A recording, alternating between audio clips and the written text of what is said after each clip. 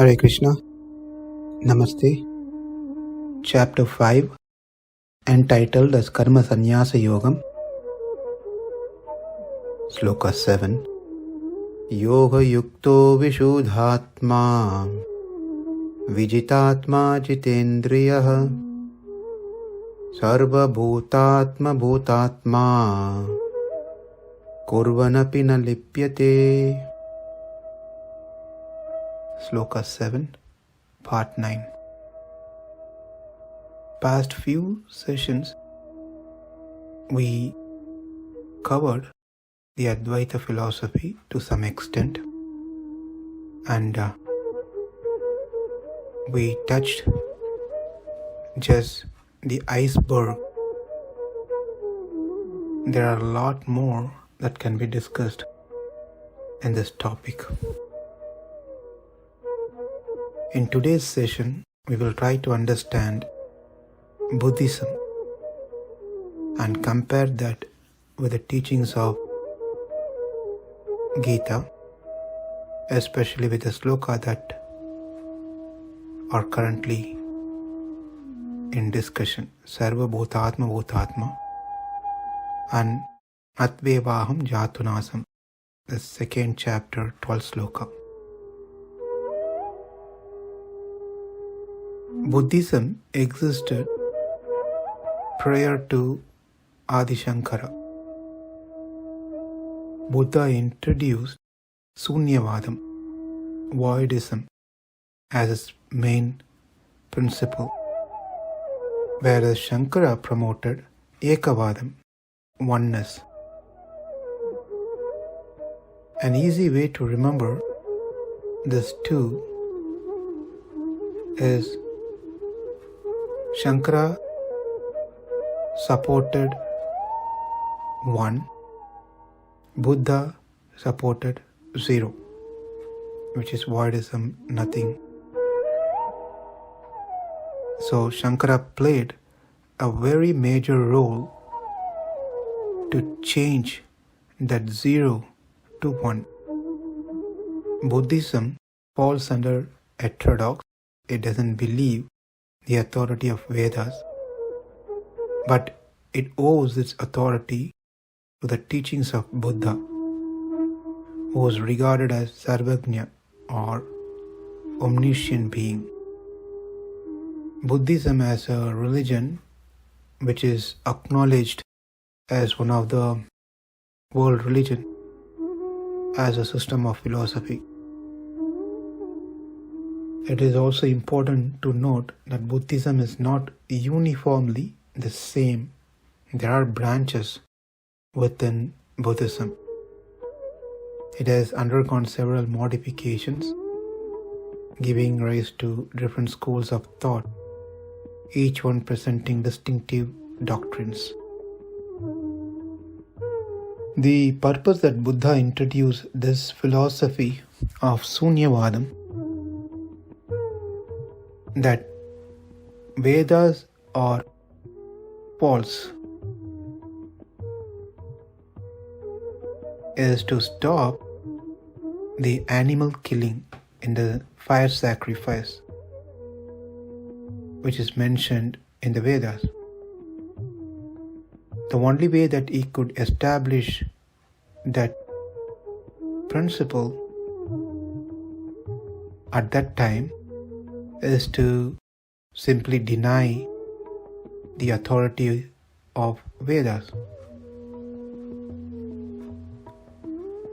It is important to note that the Buddha who introduced this philosophy is none other than the Supreme Lord himself, who incarnated as Buddha,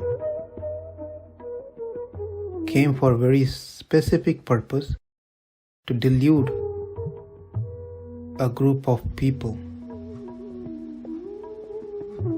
Though his Lord's incarnation is not widely worshipped within the frame of Sanatana Dharma, for the reason that he rejected the Vedas. That's the main reason. But many common people think that Buddha has introduced something new which is not there in Gita and Vedas, and they get fascinated about Buddha and Buddhism. Whatever Buddha said is all the same in Gita and Vedas. When I said same, not the voidism, but certain teachings. One thing that differs is Buddha rejected the Vedas and removed the God from the picture, and interestingly, that God which he removed is being replaced by his icon, and his teachings has become Vedas for his followers. So he denied Vedas, he denied what's been mentioned in Vedas as supreme, but he later been worshipped as God, and his teachings have become Vedas. It was Shankara who came to re-establish the Vedas. Buddha said everything is zero, Sunyam. Shankara came to correct that. He played a very major role to bring back the lost Sanatana Dharma, which is primarily based on the Vedas.